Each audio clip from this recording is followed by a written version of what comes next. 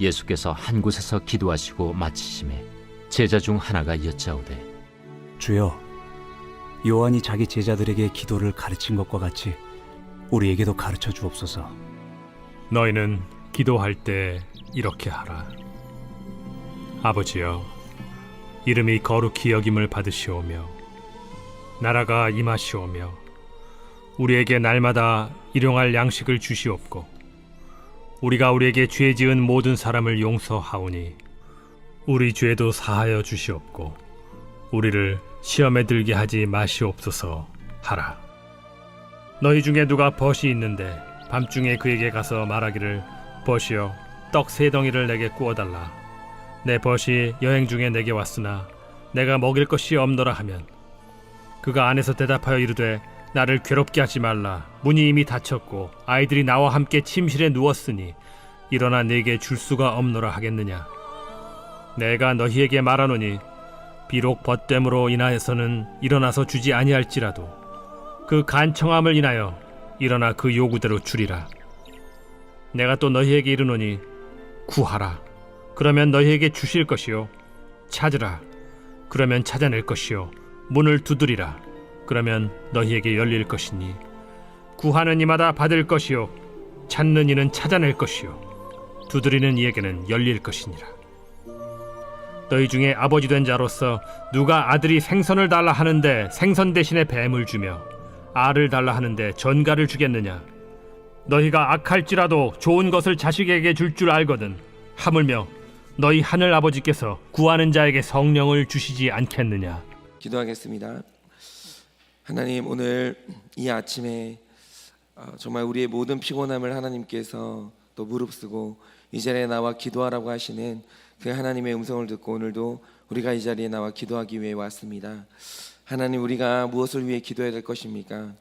하나님, 오늘도 응답하기 원하시는 하나님, 오늘도 일하시기 원하시는 하나님, 오늘도 우리에게 말씀하시기를 원하시는 그 하나님 앞에 우리가 어떻게 하면 귀를 열고 또 하나님의 응답을 듣고 또 살아계신 하나님께서 어떻게 하시면 우리를 통해서 일하실 수 있는지 오늘도 그 기도를 배우고자 하오니 하나님, 오늘도 우리에게 기도를 가르쳐 주시고 오늘 우리가 주님께서 우리에게 원하시는, 하나님이 듣기 원하시는 그 기도를 할 수 있도록 주여 오늘도 말씀을 따라서 힘써 기도하는 우리가 될 수 있도록 말씀을 하나님께서 역사하여 주시옵소서. 주님, 오늘도 기대합니다. 말씀을 허락하여 주시옵소서. 예수님의 이름으로 기도드립니다. 아멘. 자, 어제에 이어서 오늘 한 번 더 같은 본문으로 기도에 관한 말씀을 묵상하고자 합니다. 3절을 보시면 이렇게 기도합니다. 우리에게 날마다 일용할 양식을 주시옵고 라고 기도하라고 하십니다. 그런데 이 기도 있죠. 날마다 일용할 양식을 구한 이 기도. 그런데 많은 분들이 이 기도를 굉장히 오해하는 게 뭐냐면, 여러분 이 기도를 어떻게 생각하십니까? 무슨 부귀영화를 바라는 것도 아니고 그날 먹을 양식을 달라 하는 기도가 참 소박하다, 참 소박하다, 이렇게들 생각하시는 기도로 오해를 하시잖아요.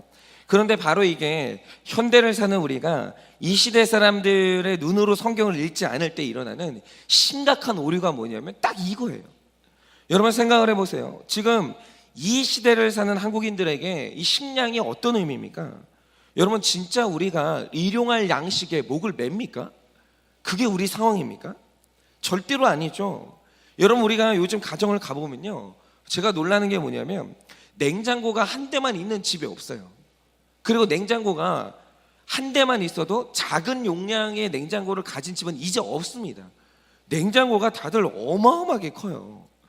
일단 뭐 냉장고가 뭐 몇 개씩 있죠. 뭐 그것도 대용량으로 어떤 집은 김치 냉장고 있고 일반 냉장고 있고 또 어떤 집은 뭐 고기 냉장고 따로 있고 와인 냉장고 있고 이런 식으로 냉장고가 몇 대씩 있는 집이 대부분이에요. 그러면 그 냉장고가 그렇게 많은 게 그 왜 필요합니까? 그 집집마다 제가 마트를 가면 알 수 있는데, 마트를 가보면 여러분 요즘 한국 사람들이 얼마나 부자인지 마트에서 계산할 때 보면은 아주 그냥 며칠씩 먹을 음식을 담아야 될 정도로 이 박스에 담아야 될 정도로 수북히 쌓아와요. 그런데 그 안에 밥만 있는 게 아니죠. 밥 먹고 나서 먹을 디저트도 있고 음료수도 있고 과일도 있고. 그러니까 마트에 열어보기 귀찮으니까 대형 냉장고를 사가지고 며칠씩 저장해 놓고 이 먹을 음식들을 쌓아 놓는 거예요. 그래서 제가 요즘에 확신하는 게 뭐냐면 집들을 가보면 냉장고와 냉동실 이 구석탱이에 내가 언제 샀는지도 잊어버리고 까맣게 잊어버려서 유통기한 지나고 썩고 있는 음식들이 분명히 있습니다. 그 워낙 많이 쌓아놓거든요.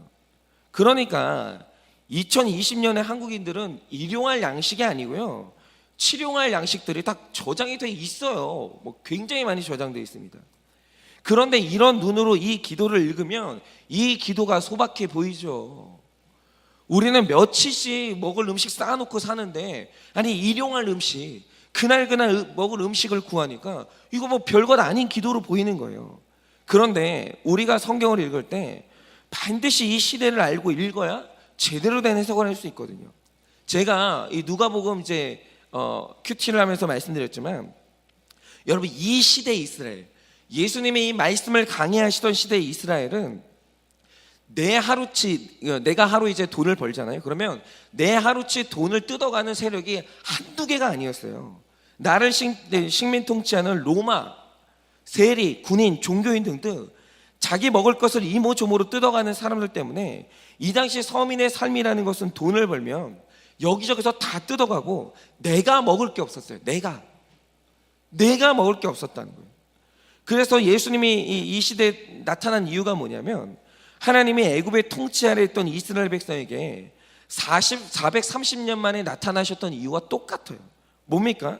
둘 다 바로와 로마의 통치 아래서 고통이 극에 달했던 거예요. 그 고통스러운 기도가 하나님 귀에 들린 겁니다. 그래서 이 당시 서민의 삶이라는 것은 하루에 한 끼를 먹으면 정말 잘 산다고 얘기를 듣던 때예요. 하루에 한 끼를 먹으면 그만큼 극심한 가난에 시달리고 있었습니다. 그러니까 보통 서민의 삶이라는 것은 3일에 한 끼를 먹든지 이틀에 한 끼를 먹든지, 여러분 이런 삶이 대부분이었다는 거예요. 그런데 이런 사람들에게 예수님이 오늘 시키시는 기도가 뭡니까? 너 날마다 너희 집에 먹을 것이 끊이지 않도록 기도하라는 거예요. 날마다 내 집에 먹을 것이 있도록 기도하라는 거예요. 여러분 그런데 이 당시로는 여러분 이 기도가 얼마나 스케일이 큰 기도인 줄 아십니까? 이게 이 당시 사람들이 이런 기도를 딱 들으면 했던 생각이 뭐냐면, 이게 진짜 응답이 되는 기도인가? 너무 비현실적인 기도 아닌가? 정말 이 기도가 응답이 될 것인가 싶을 정도로 굉장히 큰 기도였어요. 그런데 하나님께서 오늘 예수님께서 이 기도를 요구하시는 거예요. 너 기도할 때 너 작게 기도하지 마라. 날마다 집에 먹을 것이 있도록, 먹을 것이 내 집에서 끊어지지 않도록 기도하라고 오늘 그렇게 큰 기도를 요청하시는 거예요. 그런데 중요한 건 이겁니다. 왜 너희 집에 떡이 끊이지 않아야 되냐 이거죠. 왜 너희 집에 날마다 떡이 있어야 되냐, 그 이유가 중요한 거예요. 여러분 오늘 하나님께서 우리에게 가르쳐 주시는 기도는 이유가 중요해요. 왜죠? 여러분 그 이유가 기록된 내용이 뭐냐면 5절에서 10절까지 말씀입니다. 그러니까 여러분이 5절에서 이제 8절입니까? 내용, 이게 우리 눈으로 보면 절대로 또 이해가 안 가는 상황이에요. 뭡니까? 내용은 이렇죠. 내 옆집에 친구가 살아요. 그런데 이 친구가 갑자기 찾아왔는데, 언제 찾아왔냐면 식구들이 다 잠이 든 한밤중에 갑자기 문을 두드리면서 내 집을 찾아온 거예요. 그래서 깜짝 놀라서 나가봤더니 하는 말이 뭡니까? 아니 갑자기 내 집에 손님이 왔는데, 이 손님이 이 암시하는 게 뭐냐면, 이 손님은 지금 배고픈 손님이에요. 가진 게 아무것도 없는 손님이에요. 이 손님이 굉장히 시장하고 굶주린 채로 혹은 위기에 처한 채로 내 집에 왔는데 대접할 떡이 없는 거예요. 그러니까 너희 집에 떡이 있거든 내놓으라고, 나에게 달라고 이 문을 두드리는 거예요. 그런데 이게 요즘 우리 문화를 읽으면 말도 안 되는 짓을 하는 거죠. 아니 일단 요즘 세상에 집에 먹을 게 없다는 것도 이해가 안 가고, 중요한 건 네 손님이지 내 손님이냐 이거예요. 아니요, 네 손님을 대접하기 위해서 왜 내 집에 이 밤에 자는 잠을 깨우냐 이거죠. 그런데 어떻게 자기 손님을 대접하겠다고 나한테 피해를 주는 게 이해가 안 되는 거죠. 이건 요즘 매너의 입장에서는, 그 개념에서는 용서가 안 되는 짓이에요. 그런데 오늘 이 사람이 하는 행동도 이스라엘의 문화로 읽지 않으면 이해가 안 되는 거예요. 여러분 이스라엘 문화에서는 만약 갑자기 손님이 찾아왔는데 집에 먹을 것이 없는 바람에 대접도 못하고 그냥 돌려보냈다. 그러면 여기는 작은 마을 공동체이기 때문에 옆집을 통해서 이 소문이 쫙 퍼져요. 옆집 사람이 손님이 찾아왔는데 그냥 보냈대. 대접도 안 하고 그냥 보냈대. 그러면 이 소식이 만약 이 마을의 장로의 귀에 들어간다. 그럼 어떤 말을 듣게 됐냐면, 아니 손님이 왔는데 집에 먹을 것이 없으면 우리를 깨웠어야지. 나한테 찾아오든가 옆집에 찾아가든가 우리를 깨웠어야지. 어떻게 그냥 보내냐고. 어떻게 우리에게 이렇게 망신과 수치를 주냐고 하면서 마을 사람들에게 엄청난 꾸지람을 듣게 돼요. 왜냐하면 우리가 얼마 전에도 바리새인 시몬의 집에 초청받은 예수님에 관한 이 말씀을 묵상했는데, 여러분 유대인들에게 손님은 내 집에 복을 가져다 주는 굉장히 귀한 존재예요. 그래서 유대인들은 어떤 경우에도 손님을 그냥 보내는 일이 없어요. 여러분 창세기 18장을 보면 아브라함에게 천사 3명이 찾아왔는데, 성경을 보면 찾아왔던 시간이 언제냐면 아무도 일하지 않는 가장 하루 중에 가장 뜨거운 시간이에요. 그 시간에는 아무도 일하는 사람이 없었고 아브라함 자신도 상수리 아래 나무에서 쉬고 있었어요. 그런데 그 시간에 손님이 나타났어요. 그러면 이 당시 사람들이 아니 아무도 일하지 않는 이 시간에 어떻게 찾아오냐고, 실례 아니냐고 여러분 이렇게 얘기하지 않아요. 손님은 정말 귀한 존재예요. 여러분 이들이 나타나니까 아브라함이 어떻게 했습니까? 벌떡 일어나더니 가장 먼저 떡을 만드는 거예요. 떡을 만들어서 대접하고 송아지를 잡습니다. 그런데 살아있는 동물을 잡는다는 게 얼마나 힘듭니까? 그런데 그 뜨거운 시간에 아브라함이 소를 잡아요. 여러분 이게 바로 내 집에 나타난 배고픈 손님에 대한 예의예요. 그런데 이 시대의 문제는 뭐냐면 집집마다 떡이 없는 거예요. 내가 먹고 나면 남는 떡이 없는 시대예요. 그러니까 나 한 사람의 힘으로는 그 손님을 대접할 수가 없는 시대가 지금이었어요. 그래서 이 시대의 손님 대접은요, 나 혼자 할 수 있는 게 아니라 온 마을이 힘을 합쳐서 함께 대접하는 게 상식이었어요. 이건 마을의 일이었어요. 한 집에 손님이 찾아온다? 이건 그 가정의 문제가 아니라 그때부터 이거는 마을의 문제였어요. 그래서 그 마을에 정 먹을 게 없어서 손님을 그냥 돌려보냈다. 이거는 그 마을 전체가 어마어마한 수치를 당하는 정말 너무 슬픈 일인 거예요. 여러분 이 배경에서 이 비유를 읽어야 돼요. 자, 식구가 다 자는 밤에 옆집의 이웃이 문을 두드리며 찾아왔어요. 그런데 만약 오늘 기도가 말하는 게 뭐냐면 이때 구하는 것이 내가 먹을 것이면, 우리 집 자녀가 먹을 것이면 시간이 늦었으니까 줄 수 없다 하면서 문을 닫아도 돼요. 그거는 신뢰예요. 그 밤에 내 먹을 것 때문에 찾아오는 건 신뢰라는 거죠. 그런데 이게 배고픈 손님, 위기에 처한 손님이 먹을 음식이면 당장 일어나서 줘야 되는 거예요. 왜냐하면 그걸 안 주면 너의 수치이기도 하지만 이건 나의 수치이기도 하거든요. 여러분 바로 이겁니다. 오늘 예수님께서 일용할 양식을 달라는 기도를 허락하십니다. 너 기도하라는 거예요. 너희 집에 음식이 떨어지지 않도록, 누군가 찾아오면 언제든지 음식을 대접할 수 있도록 내 집에 음식이 있도록 기도를 하라는 거예요. 그런데 왜 우리 집에 오늘 음식이 있어야 되는 겁니까? 그건 언젠가 내가 만나게 될, 언젠가 나에게 찾아올 배고픈 손님, 위기에 처한 이웃을 위해서 내놓을 것이 있어야 되기 때문이라는 거예요. 그런데 이웃과 나눌 것을 구하는 기도, 이웃과 나눠야 되기 때문에 하나님께 구하는 물질의 기도, 이 기도가 뭐냐라고 하면 바로 오늘 기도의 핵심인 8절의 이 기도죠. 간청하는 기도예요. 간청하는 기도. 그런데 이 이타적인 사람 살리는 간청이 왜 능력이 있나? 오늘 하나님께서 정말 하고 싶으신 말씀이 뭐냐면, 오늘 비유에서 한 사람이 다급하게 찾아가 문을 두드린 이웃이 누구를 상징하겠어요? 그게 바로 하나님이에요. 여러분 어떤 성도가 한 사람을 살려야 되겠으니, 내가 그 사람을 먹이고 내가 그 사람을 살려야 되겠으니 주님 말씀을 주십시오, 주님 물질을 주십시오, 주님 저에게 권세를 주십시오 라고 할 때, 그렇게 하나님께 달라고 할 때 그 간청은 구하면 주시는 기도고, 찾으면 찾는 기도고, 문을 두드리면 열리는 기도예요. 왜입니까? 만약 이웃을 살리기 위한 기도를 듣고 하나님이 기도의 문을 열어주지 않았다, 응답의 문을 열어주지 않았다라고 하면 오늘 말씀이 말하는 게 뭐냐? 그게 바로 하나님의 수치인 거예요. 내가 수치를 당한 거예요. 그 기도를, 간청하는 기도를 안 들어주면 내가 수치를 당한다는 거예요. 여러분 잘 보세요. 사람이 이기적인 기도를 하면 그건 그 사람의 일이에요. 아니 왜 네 일을 나한테 부탁하니? 기도가 이렇게 된다는 거죠. 그래서 하나님이 그 일에 하나님이 나서야 될 이유가 없는 거예요. 자기 일인데 왜 우리 집 문을 두드리냐 이거죠.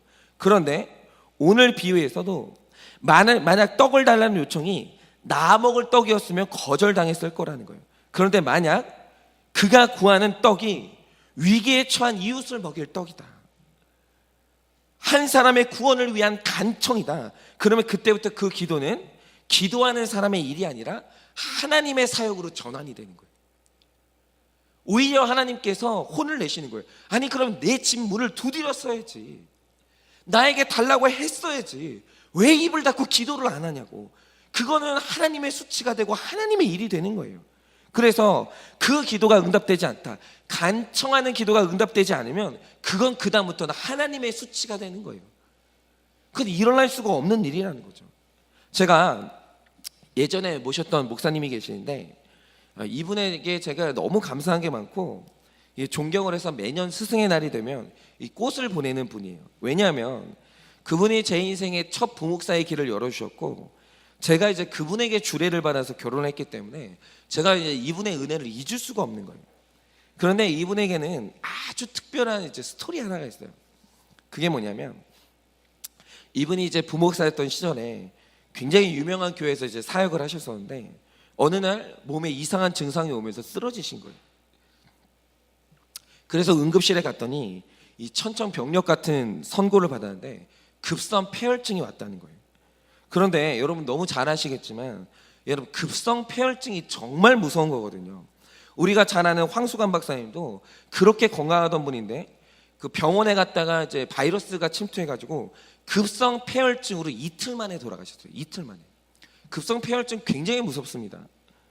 그러니까 이분도 아마 의료 과실인 것 같은데 병원 진료를 받으려고 이제 갔다가 이 주사 바늘이나 어디에 이제 감염이 되는 바람에 급성 폐혈증이 와가지고 갑자기 건강하던 분이 내일은 죽어야 되는 그 사람이 된 거예요.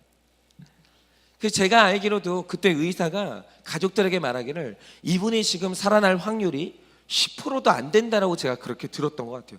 굉장히 위독한 상황이었습니다. 정말 이렇게 위기였었는데 놀랍게도 이분이 그 낮은 확률 있죠. 살 확률보다 낮은 확률에서 갑자기 살아나셨어요. 이거는 거의 뭐 부활이라고 봐도 무방할 정도로 갑자기 살아나신 거예요. 그런데 그때 살았을 때 어떤 일이 있었냐면 이 갑자기 건강하던 부목사님이 내일 죽을지도 모른다는 소문이 쫙 퍼지니까 얼마나 많은 교우들이 와가지고 걱정하고 기도를 했겠어요. 그런데 그때 이제 한 권사님이 이 쓰러진 목사님과 같은 교우도 아니었어요. 친분이 있었던 것도 아닌데 이 이야기를 들은 거예요. 그러니까 이 권사님이 그 자리에 무릎 꿇고 앉아가지고 자기도 모르게 나온 기도가 뭐냐면 이거예요. 하나님, 저는 솔직히 살 만큼 살았다고. 내 나이가 이만큼 살았으면 살 만큼 살았고 이 목사님은 앞으로 귀한 사역을 할 날이 너무 많이 남은 사람인데 이게 지금 나는 살려놓으시면서 이분을 데려가는 게 맞냐고. 주님, 그러니까 가만히 기도를 하다가 이분이 고민하다가 한 기도가 뭐냐면 주님, 그러지 마시고 이분 대신에 저를 데려가시고 이 목사님을 살려주시면 안 되냐고. 그러면서 이 목사님을 살려달라는 기도를 내 생명을 내놓고 기도를 하신 거예요. 그러니까 자기 몸을 이분에게 먹일 떡으로 내놓고 하나님한테 그 떡을 달라고 기도를 하신 거죠. 그러니까 이분은 그 기도 안에 갑자기 찾아온 배고픈 손님에게 줄 떡이 있는 거예요. 내 안에 이타적인 떡이 있는 거죠. 그런데 이상한 건 뭐냐면 이 쓰러졌던 목사님이 저한테 말씀하셨던 게 뭐냐면 그날 사경을 헤매고 있을 때 누군가 날 위해서 자신의 생명을 떡으로 내놓는 기도를 했다는 걸 느꼈다는 거예요. 그 이상하게 느껴졌다는 거예요. 그러고 나서 병상에서 신기한 체험을 하셨는데 그거는 저에게 해주신 은밀한 이야기라서 다 해드릴 수는 없고, 어쨌든 그분이 자기 생명을 던지는 이 기도를 받았는데 갑자기 폐혈증이 완치가 된 거예요. 갑자기. 그래서 의사도 기적이 일어났다고 말을 하더래요. 기적이 일어났다. 그래서 이분이 기적같이 살아났고, 나중에 그 살아난 생명으로 뭘 했냐면 분쟁으로 황폐해진 교회에 이제 부임을 하셔가지고 그 교회를 치유하고 지금은 대형 교회로 성장시킨 목사님이 되셨어요. 그리고 그 목사님이 저에게 굉장히 많은 가르침을 주셨던 거예요. 여러분, 바로 이겁니다. 원래 기도라는 것은 구하면 받게 되어 있어요. 기도가 무능할 수는 없는 거예요. 찾으면 찾게 되어 있고 두드리면 열리는 게 기도예요. 그런데 왜 오늘날의 기도는 이렇게 기적과 능력이 희귀해졌는가? 그것은 기도의 능력이 약해진 게 아니라 자기 생명을 나눠주는 간청하는 기도의 사람이 희귀해진 거예요. 기도가 약해진 게 아니에요. 기도의 사람이 희귀해진 거예요. 여러분, 지금 우리 안에서 구원의 가치관을 최고로 여기는 가치관이 사라지고 기복적인 기도가 넘쳐나고 있다는 거예요. 그런데 가치관이 병들어 버리니까 기도가 병들어 버리는 거예요. 가치관이 병들어 보니까 그 기도가 하나님 귀에 들리지를 않는 거예요. 여러분, 그래서 뭐 기도가 변한다, 뭐가 변한다, 이게 중요한 게 아니라 신앙생활에서 가치관이 먼저 변하는 게 중요한 게 뭐냐면, 가치관이 변하면 기도가 변해요. 기도가 변하면 그다음부터 기도가 능력이 있어지는 거예요. 여러분, 그래서 오늘 우리가 이 인생의 목적을, 이 신앙생활의 목적을 행복이 아니라 구원에 두는 게 너무 중요한 게, 가치관이 하나가 바뀌면 다 바뀌게 되는 거예요. 그러면 어떤 분들은 이런 질문을 할 수 있죠. 그러면 나를 위한 기도는 하면 안 되는 겁니까? 그게 바로 착각인 거예요. 왜입니까? 여러분, 오늘 하나님께서 우리에게 말씀하시는 게 뭡니까? 먼저 그의 나라와 의를 구하면 나를 위한 기도는 자동인 거예요. 여러분, 그거는 기도하지 않아도 원래 하나님께서 많은 사람들이 착각하는 게 뭐냐면, 기도가 하나님께 나에 관한 정보를 드리는 거라고 착각을 하는 거예요. 하나님이 모르실 수 있으니까, 하나님 지금 제가 이게 필요해요, 하나님 제가 지금 이게 다급해요, 하나님께 정보를 드리는 게 기도라고 생각을 해요. 그거 아닙니다. 왜냐하면 성경에는 하나님은 이미 네가 필요한 게 뭔지 다 알고 계시다라는 거예요. 그런데 하고 싶은데 응답할 수가 없는 거예요. 왜냐하면 기도의 순서가 잘못되고 가치관이 잘못되고 기도의 내용이 잘못된 거예요. 먼저 이타적으로 그의 나라와 그의 의를 위하여서 이웃의 구원을 위해서 기도하면 내가 나머지는 알아서 응답을 하는데, 네가 나에 대한 기도를 먼저 놓는 이기적인 기도를 하니까 하나님이 기도의 문을 열어줄 수가 없는 거예요. 그거는 하나님 나라에는 순서가 안 맞는 거예요. 이타적인 기도를 먼저 놓으면 너에 대한 기도는 자동이라는 거예요. 여러분, 바로 이겁니다. 여러분, 우리 안에 간청하는 기도가 회복이 돼야 돼요. 이게 바로 하나님 나라의 기도의 문을 여는 이 열쇠예요. 여러분, 내 이웃을 살리기 위해 내게 있는 생명을 내놓는 기도, 주님, 내 이웃에게 먹이기 위해서 떡을 구하는 기도. 하나님, 저는 날마다 양식이 있어야 됩니다. 저희 집에는 양식이 끊어지면 안 됩니다. 왜냐하면 먹여야 됩니다. 먹여야 될 사람이 있습니다. 여러분, 이 기도를 하나님께서 오늘 기도를 요청하시는 거예요. 여러분, 오늘 이 기도는요, 물질에 대한 기도예요. 영적인 기도가 아니에요. 너 돈 구하라는 거예요. 너 떡을 구하라는 거예요. 너 학벌 구하라는 거예요. 왜냐하면 먹여야 되기 때문이죠. 남을, 내가 아니라 누군가를 먹이기 위해서 너는 구하라는 거예요. 여러분, 하나님께서 오늘 우리에게 말씀하시는 게 뭐냐면 이기적인 기도가 아니라 간청하는 기도예요. 네가 오늘 간청을 위해서 나에게 무엇을 구하면 내가 준다라는 거예요. 두드리라는 거예요. 찾으라는 거예요. 구하라는 거예요. 반드시 준다라는 거예요. 그런데 그러기 위해서는 먼저 네 가치관이 바뀌라는 거예요. 오늘 내 집 문을 두드리는데, 그러면서 떡을 구하는데 그 떡이 누구 먹을 떡이냐? 네 기도 안에 이웃을 포함시키라는 거예요. 네 기도가 이타적이 되게 하라는 거예요. 그럼 내가 네 기도에 반드시 응답하겠고, 네 기도에 응답하지 않으면 그것이 바로 오늘 나의 수치라고 말씀을 하시는 거예요. 여러분, 오늘 정말 우리의 가치관이 하나님이 원하시는 가치관으로 회복되기를 원합니다. 여러분, 그때 자연스럽게 내 기도가 회복되고, 그럼 반드시 하나님께서 일하실 것이고, 그렇게 되면 내가 주는 떡으로 말미암아 죽은 생명이 살아나는 기적이 나의 삶 가운데 교회 안에 상식이 될 줄을 믿습니다. 이 시간에 우리 다 같이 한번 기도하시죠.